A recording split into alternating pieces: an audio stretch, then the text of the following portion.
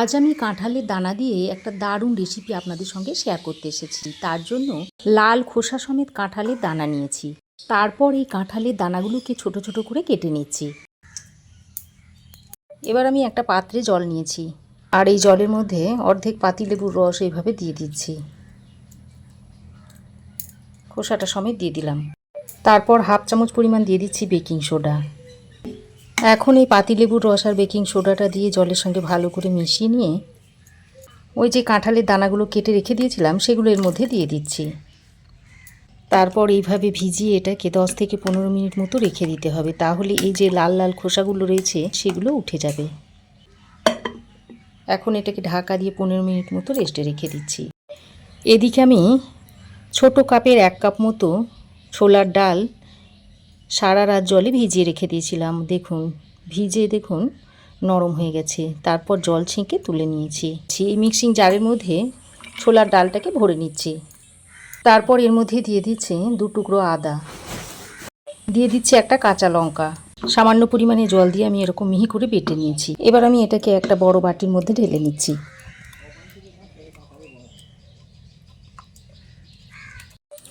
এদিকে দেখুন যে কাঁঠাল দানাগুলো আমি ভিজিয়ে রেখে দিয়েছিলাম সেগুলো এইভাবে দেখুন হাত দিয়ে ঘষলে দেখুন এইভাবে উঠে যাচ্ছে।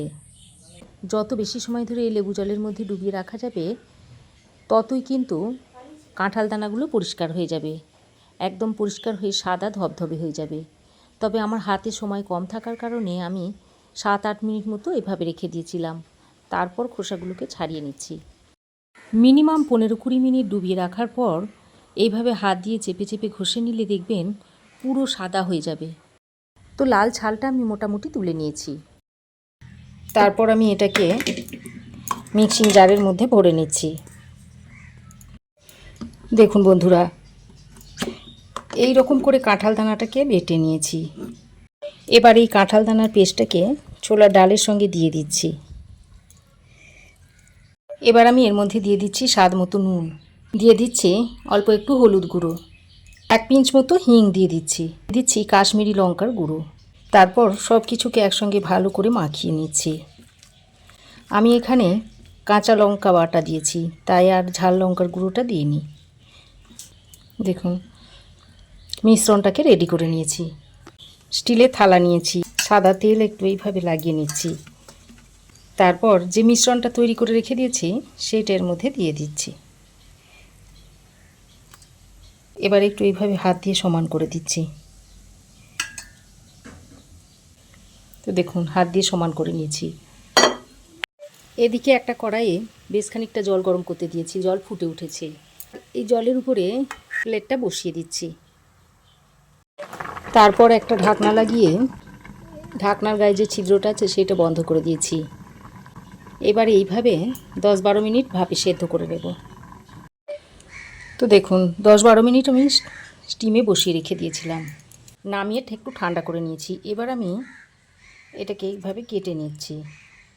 আমি চৌকো শেপে এটাকে কেটে নিচ্ছি।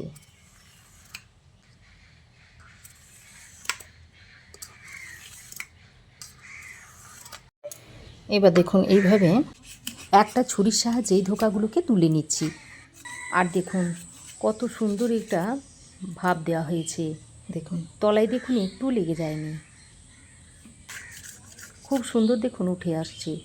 তো সবগুলোকে আমি তুলে নিয়েছি, এরকম চৌকো চৌকো পিস করে নিয়েছি। এবার আমি কড়াই গরম করে দিয়ে দিচ্ছি সর্ষের তেল। এবার তেল খুব ভালো করে গরম করে নিয়েছি। আমি রেসিপিটা সর্ষের তেল দিয়ে করছি। সর্ষের তেলে রেসিপিটা তৈরি করলে রেসিপিটা খেতে খুবই সুস্বাদু হয়।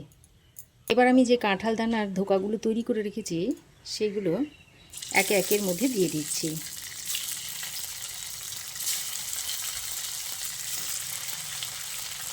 এই ধোকাগুলোকে একটু বেশ লাল লাল করে ভেজে নেব, তাহলে খেতে খুব ভালো লাগবে। তো এক সাইডটা লাল হয়ে এলে এইভাবে উল্টে পাল্টে নিচ্ছি। আর এইভাবে তৈরি করে আপনারা চা কফির সঙ্গে খেতে পারেন, কিংবা ডাল ভাতের সঙ্গেও খেতে পারেন, খেতে অত্যন্ত সুস্বাদু লাগে। তো দেখুন এগুলো ভাজা হয়ে গেছে। এখন আমি এগুলোকে তেল ছেঁকে তুলে নিচ্ছি। একইভাবে বাকিগুলোকেও ভেজে নিতে হবে। ভাজতে খুব বেশি সময় লাগে না, অল্প সময়ের মধ্যে ভাজা হয়ে যায়। দেখুন এগুলো ভাজা হয়ে গেছে, এগুলোকেও তুলে নিচ্ছি। দেখুন সব ধোকাগুলো ভেজে তুলে নিয়েছি। এবার ওই তেলে আমি আলু দিয়েছি, সঙ্গে অল্প পরিমাণ নুন দিয়ে দিচ্ছি। নুনটা দিয়ে আলুটাকে একটু লাল লাল করে ভেজে নেব, আর একটু ঢাকা দিয়ে আলুটাকে ভেজে নেব। আলুটা তাড়াতাড়ি নরম হয়ে আসবে। আমি একটা মশলা তৈরি করে নেব, তার জন্য মিক্সিং জারের মধ্যে দিয়ে দিচ্ছি কয়েক টুকরো আদা, একটা কাঁচা লঙ্কা, 1 চামচ দিয়ে দিচ্ছি গোটা ধনে, 1 চামচ দিয়ে দিচ্ছি গোটা জিরে। তো দেখুন প্রথমে একবার শুকনো করে ঘুরিয়ে নিয়েছি, তারপর জল দিয়ে বেটে নিয়েছি। দেখুন ঢাকা দিয়ে আলুটাকে আমি 3-4 মিনিট ধরে ভেজে নিয়েছি, আর আলুর মধ্যে এরকম একটা হালকা রং এসে গেছে। এবার এই আলুগুলোকে আমি তুলে নিচ্ছি।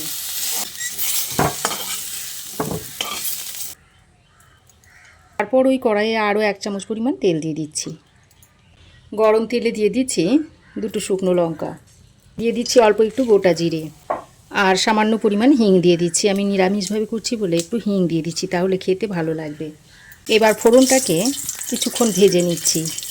এর মধ্যে কেটে রাখা টমেটোটা দিয়ে দিচ্ছি। আমি একটা মিডিয়াম সাইজের টমেটোকে কুচিয়ে এর মধ্যে দিয়ে দিচ্ছি। আর এই সময় যদি একটু নুন দিয়ে দেওয়া হয় তাহলে টমেটোটা খুব তাড়াতাড়ি নরম হয়ে যাবে। তারপর একটা ঢাকনা লাগিয়ে টমেটোটাকে কিছুক্ষণ ভেজে নিচ্ছি, তাহলে টমেটোটা খুব তাড়াতাড়ি গলে যাবে। ঢাকা দিয়ে টমেটোটাকে বেশ কিছুক্ষণ ভেজে নিয়েছি, আর টমেটো দেখুন গলে গেছে। এবার আমি এর মধ্যে যে মশলাটা বেটে রেখে দিয়েছিলাম সেটা দিয়ে দিচ্ছি। তারপর মশলাটাকে 2 মিনিট মতো কষিয়ে নিচ্ছি। যেহেতু এর মধ্যে আদা দেওয়া আছে, তাই এই মশলাটাকে খানিকক্ষণ কষিয়ে নিতে হবে, তাহলে আদার কাঁচা গন্ধটা চলে যাবে। মশলাটাকে কষাতে কষাতে এর মধ্যে দিয়ে দিচ্ছি 1/2 চামচ হলুদ গুঁড়ো, কালারের জন্য দিয়ে দিচ্ছি 1/2 চামচ কাশ্মীরি লঙ্কার গুঁড়ো। এবার অল্প পরিমাণে একটু জল দিয়ে মশলাটাকে খুব ভালো করে কষিয়ে নেব। আর এই সময় মশলাটাকে 2-1 বার নেড়ে চেড়ে একটা ঢাকনা লাগিয়ে কষিয়ে নেব। ঢাকা দিয়ে আমি 2 মিনিট মতো কষিয়ে নিয়েছি, আর দেখুন মশলা থেকে কত সুন্দর তেল ছেড়ে গেছে। আমি এর মধ্যে ভেজে রাখা আলুটা দিয়ে দিলাম। আলুটা দিয়ে মশলার সঙ্গে আবারও কষিয়ে নিচ্ছি। আলুটাকে বেশ খানিকক্ষণ মশলার সঙ্গে কষিয়ে নিতে হবে। এবার আমি এর মধ্যে পরিমাণ মতো জল দিয়ে দিচ্ছি। আলুটা সেদ্ধ হয় সেই পরিমাণ জল দিয়ে দিয়েছি, তবে খুব বেশি ঝোল করব না, একটু মাখো মাখো হবে তরকারিটা, সেই বুঝে জলটা দিয়ে নেবেন। ভালো করে নেড়েচেড়ে মিশিয়ে নিয়ে এর মধ্যে আরও একটু নুন দিয়ে দিলাম, আর 2টো কাঁচা লঙ্কা দিয়ে দিচ্ছি। এই কাঁচা লঙ্কাটা তরকারির সঙ্গে সেদ্ধ হয়ে ফ্লেভারটা দারুণ সুন্দর হবে। তো ভালো করে আরও একবার নেড়েচেড়ে মিশিয়ে নিয়ে একটা ঢাকনা লাগিয়ে 5-6 মিনিট মতো রান্না করে নিচ্ছি। তো ঢাকা দিয়ে আমি 5-6 মিনিট রান্না করে নিচ্ছি। দেখুন আলু ভালোভাবে সেদ্ধ হয়ে গেছে। এবার আমি স্বাদের ব্যালেন্সের জন্য অল্প একটু চিনি দিয়ে দিচ্ছি। এবার আমি এর মধ্যে ধোকাগুলোকে দিয়ে দিচ্ছি।